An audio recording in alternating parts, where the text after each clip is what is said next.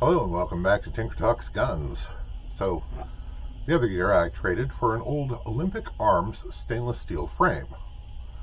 And being me, I immediately modified it to fit what I like and planned to do a project gun out of it. And this was the Partsman Special 45. Well, one of the parts I used was an experimental slide that I had lightened excessively, and it turned out that it was entirely too light for 45 ACP, so the gun could not properly be made to work, and I set it aside. Took off the slide, did all that stuff, got the parts out of it, but I still had a completed lower stainless steel for a 1911 and just sitting around, and of course that's an intolerable situation. So, before we get into how I solved that situation, I'd like to shout out to my supporters on Patreon. This is very much a shoestring operation, and your contributions help more than you know. I'd also like to thank channel benefactors like Pat, Leah, Rain City Shooting Supply, Mentos Guns, who have helped the channel in innumerable ways and really helped make it work. So, what did I come up with? This. And you may notice that it has a very, very short slide, like many of my 1911s. I had intended to make a 9mm commander size gun, but I ordered the wrong slide. And rather than sending it back and going through all the rigmarole, I just decided, wait a minute, I've got a barrel for that just sitting around. So I located the barrel and assembled the gun. Has the very short slide with the porting, and I had to manufacture a custom reverse recoil plug to fit it. There's an EGW guide rod and flat wire recoil spring system, and the innards are, as I say, Partsman Specials. I don't know who made many of them because they were just stuff I had lying around, but I fitted up and made to work. So, does it work? Let's have a look.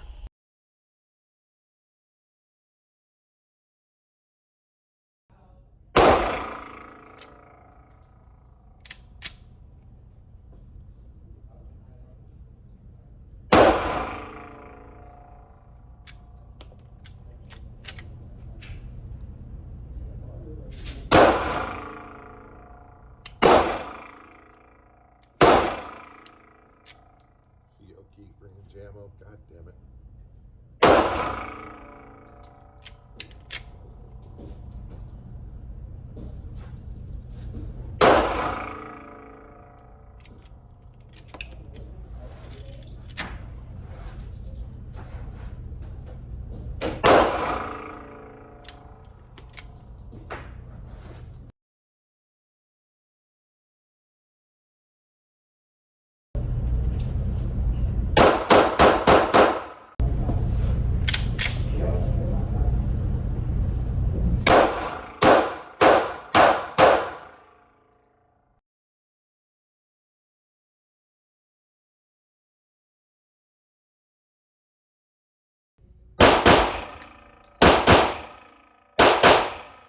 So the first thing I determined was that the very wimpy Fiocchi range ammo 115 grain was not a going concern with this gun, at least at first. So I switched to 124 grain plus P, and the gun worked much, much better, although I did have one bizarre malfunction where on the last round of the magazine, a cartridge stuck right here somehow. And that actually happened a couple times with that 124 grain. I got nothing. Also, I was using random magazines, some of which it turned out were magazines that I had discarded because they weren't very good. But when I was gathering things up to go to the range, you just grab stuff, and I did not note that I had grabbed a couple of the wrong magazines.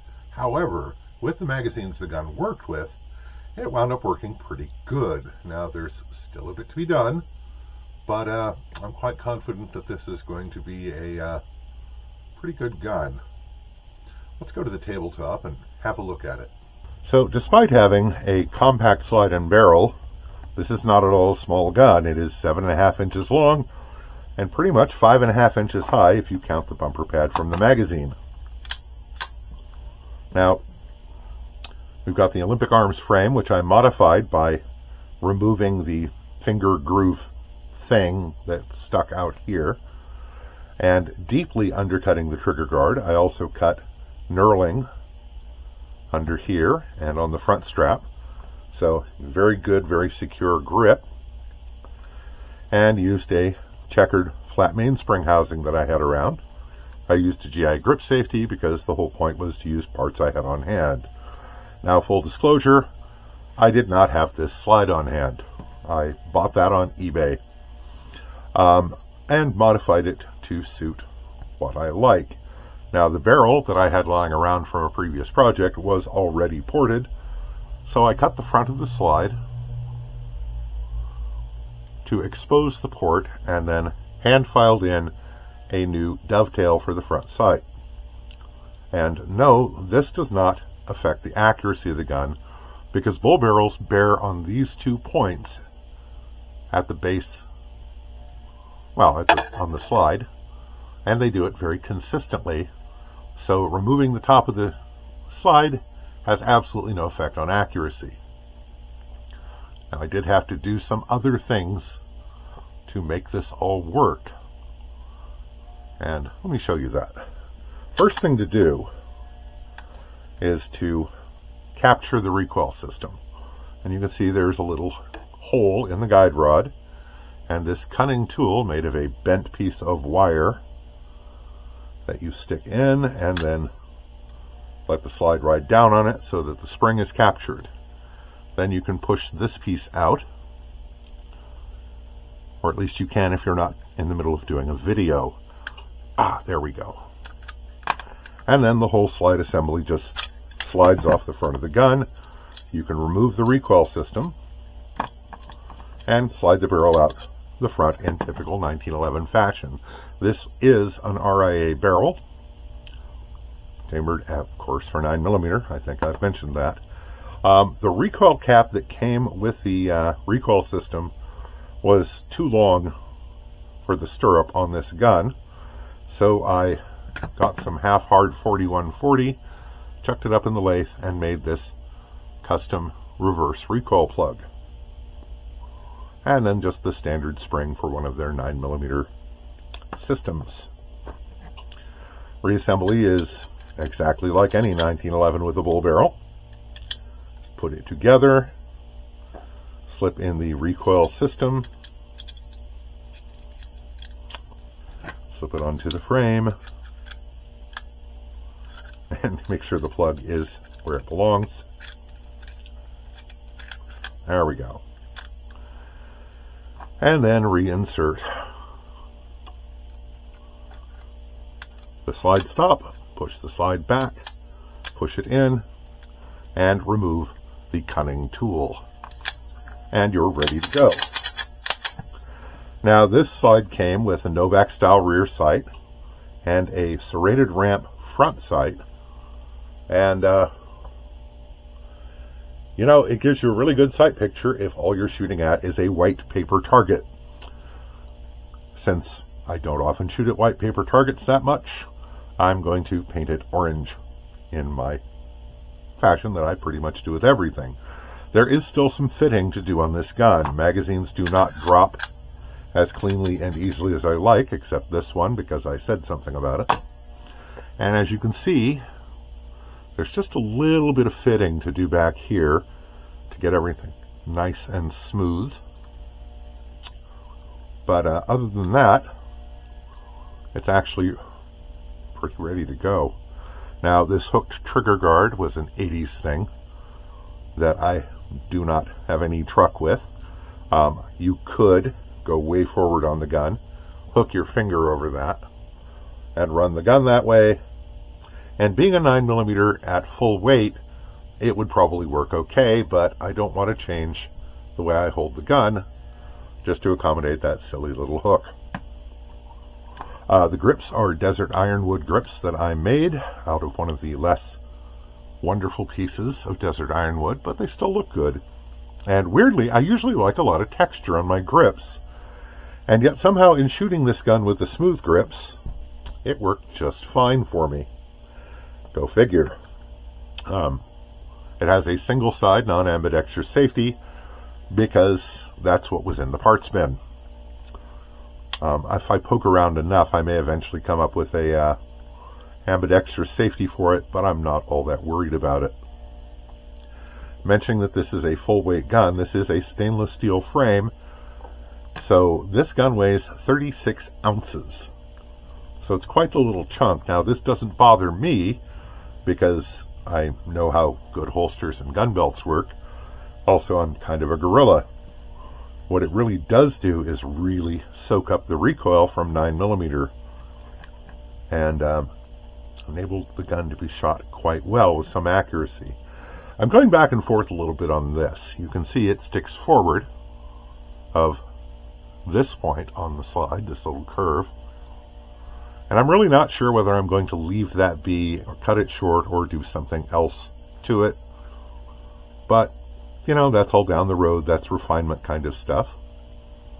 And overall, I'm really happy with how it's going. I am quite confident that once everything is fixed up, dialed in, smoothed off, it's going to be a very nice pistol. Usually I talk about the trigger on the tabletop, but I forgot. So, the trigger on this is super crisp, very short, with very minimal over travel. Wow, it's dark in here. There we go. That's better, I think. And the reset is, it's pretty good for a 1911, nice and short, but it's extremely tactile and very, very definite. You know, you're not going to wonder if you got far enough off the trigger. So that facilitates firing rapidly and accurately. And that's good, because that's what I like pistols to do, fire rapidly and accurately. Now, of course, there's no substitute for skill. A gun that is highly tuned and really set up for you makes it easier to access your skill, but the skill's still got to be there. Practice, practice, practice. Anyway, I mentioned that the Fiocchi ammo initially was not powerful enough to cycle this gun, but after I ran 50 rounds of 124 grain plus P through it, I had a few rounds of the Fiocchi left at the end, so I just stuck them in the magazine and blazed away at the target, and they cycled perfectly. So I think this slide being brand new to this gun and quite snug, I mean, there's very little movement, if any.